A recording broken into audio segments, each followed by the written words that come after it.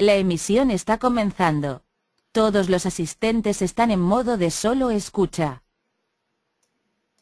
Buenos días a todos. Soy Eduardo Calle y soy la persona que os va a hacer el webinar esta mañana. Entonces, ahora de comienzo y mientras dure la presentación, vais a estar todos con el micrófono silenciado. Si necesitáis o si queréis hacer alguna pregunta o algún comentario, tenéis en la ventana del programa para hacer el webinar, tenéis tanto una ventana de chat como una de preguntas. Utilizad cualquiera de las dos, a mí me saldrá un avisito y vamos viendo. Bien, pues sin más dilación, comenzamos con la presentación. ¿Vale? Vamos a ver cómo se puede integrar la simulación de inyección en todo el proceso completo de la pieza, ¿vale? Desde el inicio en el diseño inicial hasta el diseño final de molde o ya estando en producción incluso. Bien, antes de comenzar con el contenido del webinar en sí, voy a hacer una pequeña presentación de lo que somos Análisis y Simulación. Bueno, muchos ya nos conoceréis o conoceréis alguna parte de todas las áreas de negocio que tenemos, pero en principio la empresa la tenemos dividida en 3 áreas de negocio. La primera sería implementación de tecnología de diseño y simulación, donde tenemos metidos todo lo que serían los programas de CAD, de CAM, de CAE, ¿vale? En el que estaría incluido Moldflow, que es de lo que vamos a hablar hoy. Después tendríamos una segunda parte de servicios verticales, donde ofertamos ayuda para temas de diseños de pieza, molde y demás. Y tendríamos una tercera rama dentro de la propia empresa que se encargaría de la distribución de Rapid Prototyping, Rapid Manufacturing o 3D Printing o como le queráis llamar, ¿vale? Trabajaríamos con las soluciones que oferta la multinacional Stratasys. Tenemos un par de tecnologías distintas que ves ahí mencionadas. Pero bueno, comenzamos con lo que sería la parte de Moldflow. Vamos a hacer, sería un poco la agenda de la presentación, ¿vale? Vamos a ver el por qué usar la simulación en la fase de concepción y diseño de pieza, el qué nos puede aportar o qué podemos simular con el programa y el flujo de trabajo teniendo la simulación integrada o un ejemplo de flujo de trabajo teniendo la simulación integrada en nuestro proceso productivo. ¿Vale? Veríamos un pequeño resumen, un par de casos de éxito y daríamos paso a una fase de preguntas y comentarios. Bien. Innovación en la concepción y el diseño, ¿no? En el por qué utilizar las herramientas de simulación. Bien. Actualmente en la ingeniería tenemos varios retos. El principal de todos, o el primero que hemos elegido, sería el de una mayor problemática y complejidad de las piezas. Las piezas cada vez son más complejas, tanto geométricamente como desde el punto de vista del proceso. ¿Vale? Pues ya no inyectamos solamente un material, sino que puede haber 2, 3, puede tener la complicación pues hasta donde se nos quiera ocurrir y más, ¿vale? Y pues cada vez además se van desarrollando nuevas tecnologías. Por ejemplo, el tema de los ciclos de calentamiento y enfriamiento en los moldes y demás. Después tendríamos los plazos ajustados, ¿vale? Tenemos unos plazos para poner el producto en el mercado cada vez más cortos, entonces la simulación nos va a permitir equivocarnos o hacer esas pruebas, equivocarnos de una manera más rápida y más barata, ¿vale? Para poder reducir esos tiempos de puesta en el mercado de los productos. Bien, y después también tenemos el tema de la reducción de costes de producción. pues lo mismo que esas equivocaciones o esas pruebas que vamos a hacer con Molflow, las vamos a ver tanto por un lado, como comentábamos antes, en los plazos de desarrollo, lo vamos a poder ver también en que si reducimos esas pruebas en molde real o reducimos esos retoques o los llegamos a eliminar incluso que podemos tener en los moldes de producción, pues eso también supone un ahorro bastante majo en cuanto a costes. ¿Vale? Bien. Y después pues también tendríamos un cuarto punto que sería la calidad del producto. ¿Vale? Con la simulación podemos conseguir que la calidad de los productos que producimos sea mayor desde los primeros diseños. Bien. ¿Por qué usar la simulación? Pues bueno, hemos visto que está habiendo desde hace un tiempo un cambio en el comportamiento de la industria y en el uso de la simulación. ¿Vale? Entonces, inicialmente se utilizaba como una herramienta para solucionar problemas, ¿no? Una vez que nos ha pasado lo que sea con nuestra pieza o con nuestro molde, pues ver qué podemos hacer para solucionarlo. Después se pasó a evitar esos problemas, a ver esos problemas antes de que sucedan y actuar en consecuencia. Pasamos a optimizar componentes y a partir de esa optimización de componentes, el último paso se ha dado en optimización del producto y sobre todo del proceso. ¿Vale? Tenemos esta tendencia que cada vez se audita la calidad no solo del producto, sino también del proceso o incluso solamente del proceso en sí.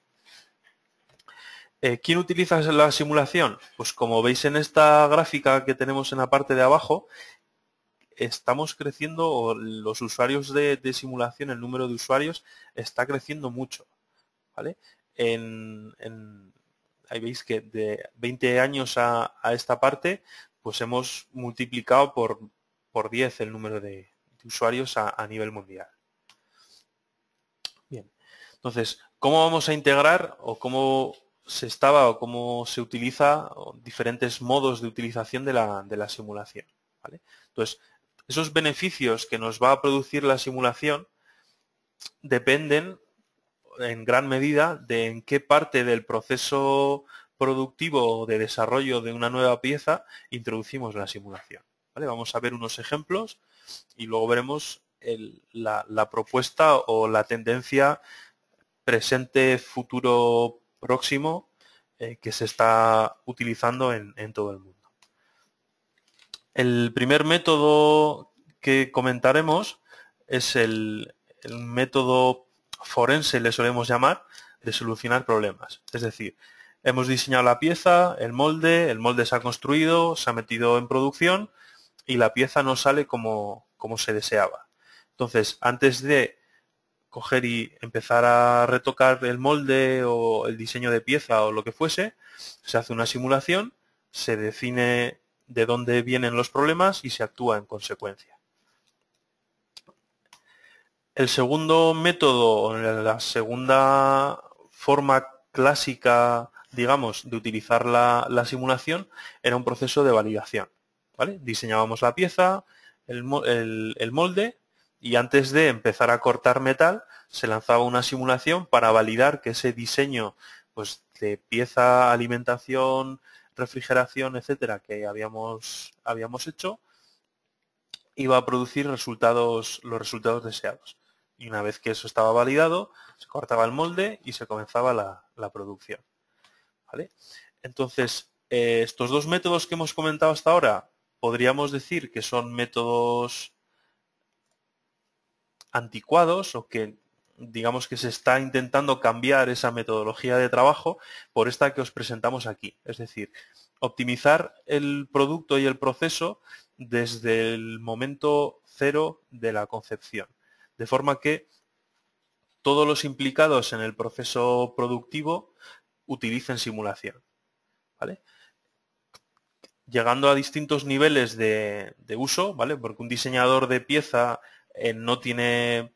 sería ridículo que tuviese la misma profundidad de uso de la simulación que lo que sería un analista en sí propio, ¿vale? Pero hay herramientas adaptadas para todos los niveles de uso, ¿vale? Entonces, tanto desde la idea inicial y el diseño de pieza, al diseño de molde, a la validación y a la producción, ¿vale? Tendríamos que utilizar, o se recomendaría utilizar, la simulación en todas esas fases del proceso.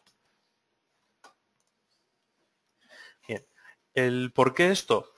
Porque cuanto antes podamos ver los problemas que vamos a tener en un futuro, antes podremos actuar sobre ellos, el efecto que vamos a tener va a ser mayor y el coste en el que vamos a incurrir va a ser menor. Entonces aquí tenéis una gráfica donde veis la capacidad de influir sobre el rendimiento final de las piezas de plástico y el coste que supone actuar sobre ese diseño en los distintos estadios. Entonces, el método habitual correspondería con la gráfica número 3 de color negro, donde vemos que entre el diseño y la fabricación, ¿vale? Estaríamos en el segundo caso que hemos comentado, en el de validación, que es el más habitual. Ahí vemos que estamos pues más o menos en ese punto justo donde, entre comillas, más rendimiento se le puede sacar o se le está sacando. Lo suyo sería también utilizarlo, pues tal y como hemos comentado en la tercera opción de utilización, utilizar las herramientas de simulación en todas las fases del proceso, ¿vale? Utilizarlo antes no solamente cuando ya se ha diseñado el molde, la pieza, lo que fuese, sino para utilizar la simulación para evaluar distintas posibilidades de diseño de pieza, de molde, de refrigeración, lo que se nos ocurra, ¿vale? Bien. Tendríamos un pequeño esquema que, bueno, para daros una pequeña pincelada de lo que sería un proceso esquemático de cómo utilizar la simulación, ¿vale? Y veis arriba a la derecha que tenemos en un cuadradito rojo la persona que tendría que utilizar este workflow. En este caso serían los diseñadores de pieza y veis que digamos que es muy sencillito. Digamos que seguiríamos los pasos y en función de los problemas que tengamos actuaríamos en uno o en otro de los pasos. Pero bueno, el siguiente modo de funcionamiento sería el diseñador de molde, donde veríamos, pues, tendríamos este flujo de trabajo que veis aquí, ¿vale? Donde pues ya tenemos un análisis térmico del propio molde, vemos distintas opciones de refrigeración y demás. Y pasaríamos a los dos últimos puntos, ¿vale? Donde tendríamos lo que sería ya un analista o un simulador a una carga de su tiempo bastante importante, ¿vale? Donde podríamos optimizar o influir en validar todas esas simulaciones previas. Bien, ¿qué es la simulación en sí? ¿Vale? La simulación es un método de prototipado virtual o prototipado digital, ¿vale? Lo que vamos a hacer es, en lugar de hacer prototipos físicos, pieza prototipo, molde prototipo, lo que vamos a hacer es construir unos prototipos digitales o virtuales, de forma que lo hacemos en el ordenador en un tiempo mucho más corto y con un coste infinitamente inferior. De esa forma podemos hacer muchas más pruebas de un modo mucho más barato y hacer esos fallos o esas pruebas que nos pueden ocurrir en el proceso de fabricación de pieza, de diseño, de una forma, pues como decía, ¿no? mucho más barata y mucho más práctica o rentable. ¿Qué podemos hacer o qué podemos conseguir mediante la simulación? Pues optimizar diseños de pieza y molde, ¿vale? Reduciendo el número de prototipos físicos. Hay estudios independientes que indican que mediante el uso de la simulación se reduce como mínimo un retoque de todos los moldes que se simulen, como mínimo, ¿vale? Entonces, eso luego tendrá que ver cada uno lo que cuesta en tiempo y en dinero cada retoque que se le va a hacer a un molde de producción. Bien, podríamos predecir y corregir defectos en pieza, ¿vale? Porque puede ser que la pieza salga correctamente, pero luego cuando la ensayamos en su uso real falle. Luego veremos el tema de incorporar los resultados de la simulación reológica a las simulaciones estructurales, ¿vale?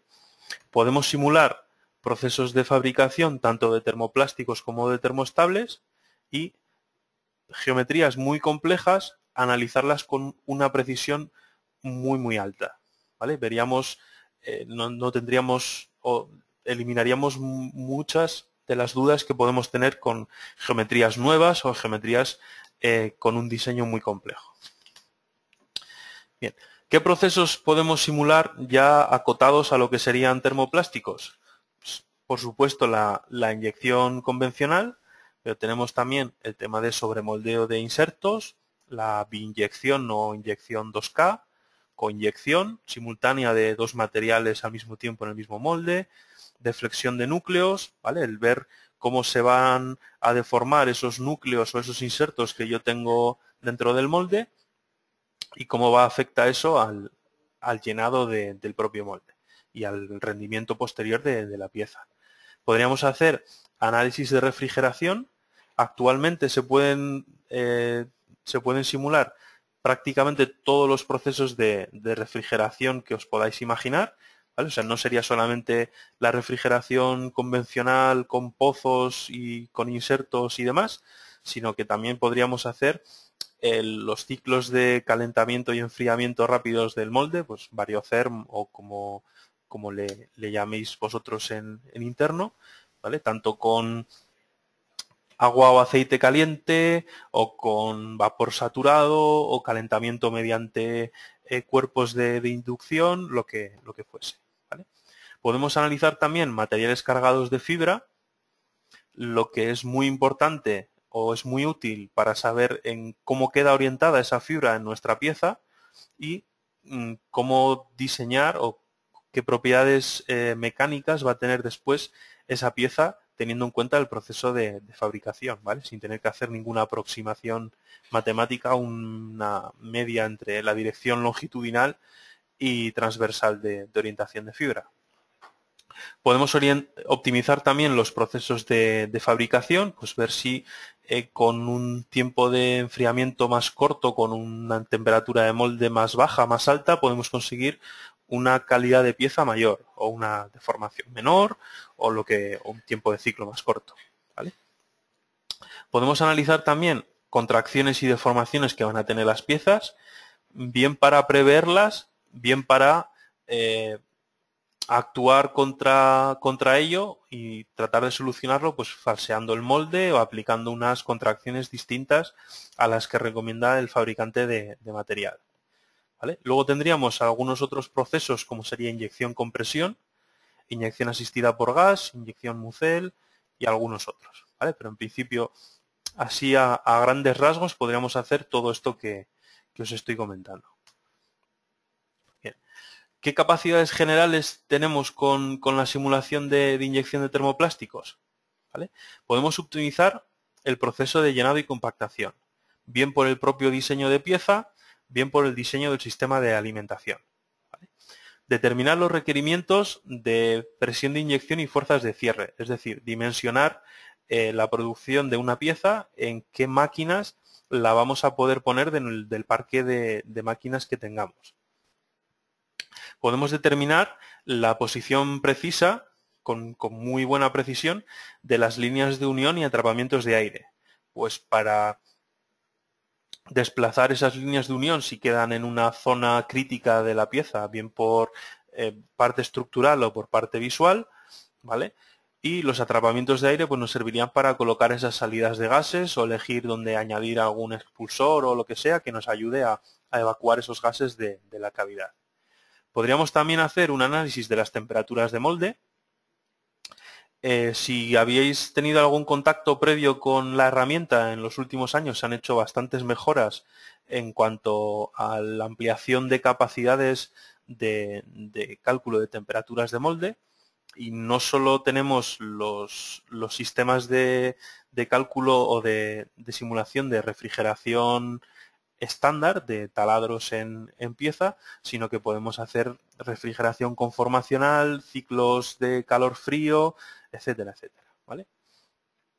Podemos optimizar el uso de material, bien ajustando los espesores de pieza, bien ajustando las dimensiones de los canales de alimentación y optimizar también estos diseños, ¿vale? Y aquí tenéis en la imagen se ve un ejemplo de cómo se puede utilizar la simulación para hacer un balanceado artificial de un molde de 6 cavidades. Perdón. ¿Qué más capacidades tenemos? El tema de la orientación de fibras, como comentaba antes, ¿vale? El poder ver esa contracción y deformaciones de pieza basadas en el llenado y compactación y enfriamiento que sufre la pieza, ¿vale? Y poder actuar en consecuencia, pues cambiando el punto de inyección o las velocidades, temperaturas, lo que fuese, o el diseño del sistema de refrigeración. También nos permite identificar esas causas de contracción y deformaciones para, en lugar de probar a ciegas o basándonos en una experiencia que podamos tener, ir con una seguridad bastante más alta en cuanto a la actuación sobre esas deformaciones que tenemos en pieza. Y por último también tendríamos esa predicción o ese cálculo de la deformación final de pieza, que como digo, pues nos serviría para, entre comillas, validar todo lo anterior. Bien. A continuación pasaremos a un ejemplo de workflow. Es un ejemplo así un poco simplote, porque bueno, las piezas bonitas y las que tienen realmente enjundia, pues tenemos la mala suerte de que son todas confidenciales y pues no las puedo enseñar. Pero bueno, tenemos esta pieza de muestra que sería un mando de la Xbox 360.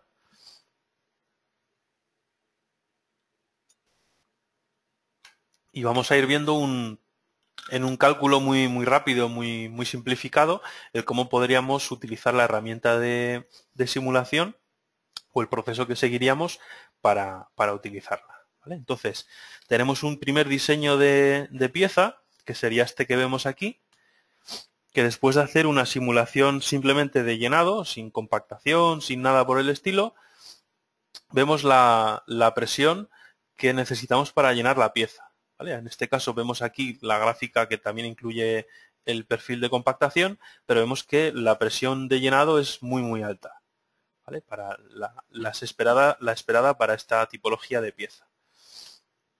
¿Qué más cosas vemos? Que en estas zonas de aquí, que salen con los colores más arriba de la escala, tenemos unos rechupes que van a ser muy pronunciados. Y pues claro, esta pieza es una pieza estética y queremos evitar esos problemas.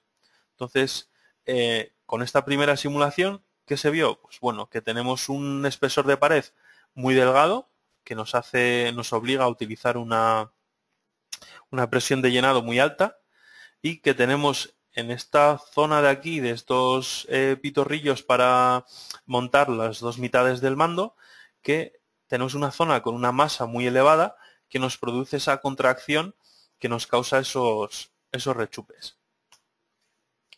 ¿Vale? Entonces lo que se hizo fue, se hizo ese agujero casi hasta la superficie final para intentar evacuar parte de esa zona másica, y se aumentó ligeramente el espesor de pared, ¿vale? Entonces, haciendo la misma simulación, comparamos los resultados de presión de inyección, ¿vale? Bloqueamos la escala en los mismos valores para las dos simulaciones y vemos que necesitamos menos de la mitad para llenar la nueva pieza, con lo que vamos a llenar la pieza de forma mucho más fácil, y seguramente podamos compactarla también un tiempo mayor y de una forma mucho más uniforme. Basándonos o utilizando el otro resultado, el que sería de rechupes que veíamos antes, vemos como ahora no tenemos ningún rechupe excesivamente profundo, ¿vale? Todos están por debajo de 0,1 1 milímetro y vemos cómo hemos solucionado esas zonas que antes nos daban problemas. Una cosa buena de Moldflow es que, por ejemplo, este resultado de rechupes nos permite exportarlo a software de renderizado fotorrealístico, ¿vale? En este caso sería otro programa dentro de la casa Autodesk, ¿vale? Que simplemente tenemos un botón específico creado para ello y nos permite generar un archivo que lo abrimos en este otro programa, en este caso sería Autodesk Showcase, y con este renderizado fotorrealístico, como digo, podemos ver de una forma muy visual, ¿vale? Sin tener que andar, si es más o menos profundo, cómo quedarían esos rechupes, ¿vale? A la izquierda tenemos el primer diseño de pieza y ahí veis cómo se notan esos rechupes, y en la derecha tenemos el segundo diseño de pieza y veis que esos rechupes, aún sigue habiendo rechupes en esa zona, pues porque es imposible producir una pieza sin rechupes donde tengamos un nervio, ¿vale? Pero ya no son tan visibles o dejan de ser visibles con esa configuración de pieza que teníamos. Vale, entonces una vez que tenemos este diseño de pieza ya evaluado, podríamos haber visto o analizado también patrones de llenado, atrapamientos de aire, etcétera. Pasaríamos a ver el siguiente paso, ¿vale? Al puntos de inyección, distribución y tamaño de canales. Entonces, lo que hacemos, si no sabemos por dónde atacar a la pieza, aunque nos han dicho que toda la cara vista es cara A, es decir, es cara vista y no podemos poner el punto de inyección, no podemos dejar ninguna marca, tenemos un módulo en el propio programa que podemos especificar que esa cara es zona prohibida para colocar un punto de inyección y nos da unas zonas o colorea el resto de las superficies de forma que veamos desde qué zonas conseguiríamos el llenado más equilibrado y con menor caída de presión de toda la pieza. En este caso vemos que nos marca aquí más o menos por la zona central. Entonces lo que se ha hecho, ya os digo que es simplemente para tener un ejemplo práctico de mostrar las capacidades del programa, ha sido colocar un punto de inyección justo aquí y el otro punto de inyección un poco más adentro de lo que es la propia pieza. Se lanzan dos simulaciones de llenado. Vemos que el perfil de llenado es muy parecido, es algo más balanceado con el segundo punto de inyección, porque vemos ahí ese llenado de pieza, esas últimas zonas en llenar son más homogéneas con el segundo diseño que con el primero. Vemos también las posiciones de atrapamientos de aire, que nos permitirán tomar decisiones después de dónde colocar salidas de aire o si podemos evacuarlo entre un expulsor o un inserto que lleve el molde, etcétera, etcétera. Y posiciones de las líneas de soldadura, ¿vale? Que pues tendremos que determinar si son aceptables, si son inevitables o la calidad con la que se van a formar. Aquí tendríamos una animación muy sencilla de lo que sería el llenado de la propia cavidad con el segundo punto propuesto.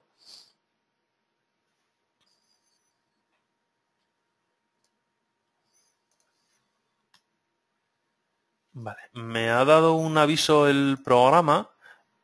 ¿Me estáis oyendo todos bien? ¿Veis todos perfectamente la pantalla?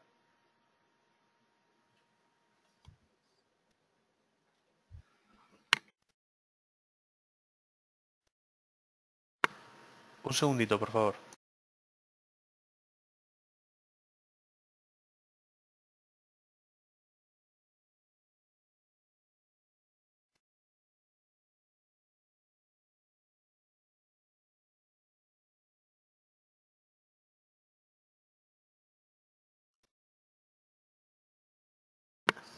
Vale, continuamos.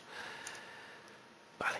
Este resultado que tenemos aquí sería un resultado de orientación de las cadenas del polímero y de las fibras, ¿vale? Y ahí podemos ver que, pues bueno, al ser dos puntos muy cercanos, pues la distribución es muy parecida en los dos casos. ¿Vale? Hay pequeñas variaciones, pero bueno, serían muy similares. Vale, entonces pasaríamos al segundo punto de evaluar diferentes configuraciones de distribución o de canales de alimentación. ¿Vale? Entonces vamos a hacer un par de iteraciones para ver las dimensiones de canal óptimas, para minimizar la cantidad de material que acabará como scrap o retriturado si se permite en la pieza, ver el calentamiento sobre el material que producen esos canales, pues por ver si podemos inyectar a unas temperaturas más altas, más bajas, o conseguir un llenado a una temperatura más uniforme, ¿vale? Y ver si ese punto de inyección o ese dimensionado que hagamos de los canales produce un cizallamiento excesivo que pueda dar lugar a degradaciones del material o marcas del propio flujo. ¿Vale? Pues que salga algún brillo, algún punto negro, dependiendo del material con el que trabajemos, etcétera. Sí, ¿me oís todos ahora bien? ¿Me dan aviso de que no se oye del todo bien?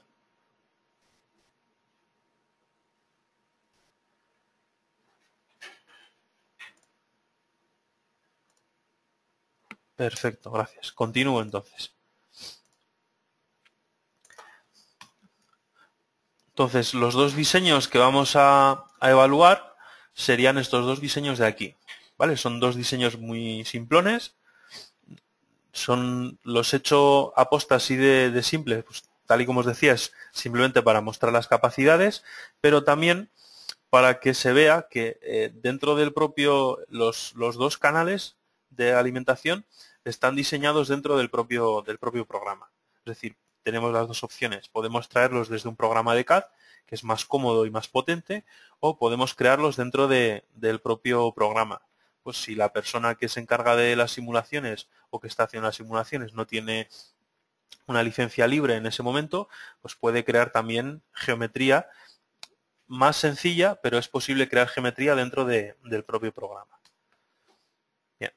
Entonces ahí vemos las presiones. Este resultado sería las presiones que tenemos en el momento de cambio de primera a segunda fase, ¿vale? Por eso veréis que hay zonas de las piezas que aparecen en gris, ¿vale? Porque son ese 1 o 2% que todavía está por llenar cuando hacemos el cambio de control por velocidad a control por presión.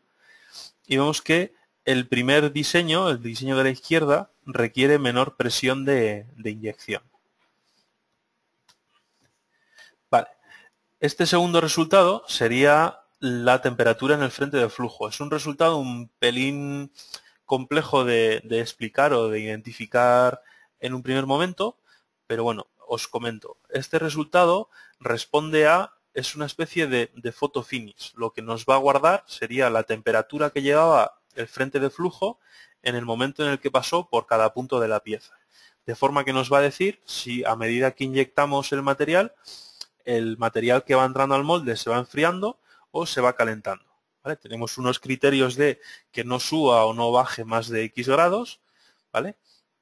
Entonces, en este caso, vemos cómo en las últimas zonas en llenar, como siempre suele ser habitual en los nervios, al ser más delgaditos, pues tenemos una temperatura de llenado más baja. ¿Vale? Veis, por ejemplo, en esta zona de aquí, que pues llegamos a bajar casi 11 grados desde la zona más caliente. ¿Vale? Esta pieza está inyectada a 290 grados en los dos casos. Entonces, el resultado o el enfriamiento sería todavía un pelín mayor en la segunda configuración, ¿vale? Para una nota antes de continuar. En estas simulaciones, hasta que no introduzcamos una parte de refrigeración, todos los cálculos que estamos haciendo consideran una temperatura de pared, de molde, homogénea y constante. Es decir, estaríamos inyectando como en un molde que siempre está a la misma temperatura. ¿Vale? Bien. El siguiente resultado, hemos ocultado las piezas y vemos ese calentamiento o ese enfriamiento que se puede producir en los canales durante la inyección. ¿Vale? Y ahí veis, pues bueno, en principio estaríamos en valores muy similares con los dos diseños. Vale, entonces, una vez que tengamos definido un punto de inyección o el otro, podemos también jugar con las condiciones de proceso, ¿vale? Y el manejo del programa es muy intuitivo. Veréis que no estamos hablando de ningún valor, ningún parámetro esotérico, sino que utilizamos exactamente los mismos parámetros que tenemos en una ficha de inyección, ¿vale? O sea, tiempos de inyección, temperaturas, presiones, y todo se llama, todo tiene esos nombres tan habituales. Entonces, aquí veis los controles que podemos hacer en un cálculo de llenado. ¿Vale? Veis que tenemos controles de llenado por tiempo, por caudal, por velocidades de avance del usillo, etcétera. También tenemos un control de la compactación, bien como un porcentaje de la presión máxima alcanzada durante el llenado, bien como un valor de presión hidráulica o de presión específica sobre el material. Y ese cambio de primera a segunda fase lo podemos definir por un volumen, por una posición del usillo, por una presión a la que lleguemos, bien hidráulica, bien específica, o una fuerza de cierre, etcétera, etcétera. ¿Qué más tenemos? En los cálculos de deformaciones sería simplemente relajar esas tensiones y esas contracciones que experimenta el material una vez que lo hemos inyectado, ¿vale? Y tenemos las opciones de tener en cuenta la expansión térmica del metal del molde si inyectamos a temperaturas muy altas. Utilizamos también, si estáis familiarizados alguno con los elementos finitos o con los programas de cálculo estructural, para hacer las simulaciones de llenado utilizamos triángulos o tetraedros simples, pero para los cálculos de deformaciones utilizamos tetraedros de segundo orden, ¿vale? O sea, conseguiríamos una precisión en los cálculos mucho mayor. Aparece también la opción de, si tenemos una tarjeta gráfica moderna y potente, se pueden paralelizar los cálculos utilizando las capacidades o el procesador de esa tarjeta gráfica.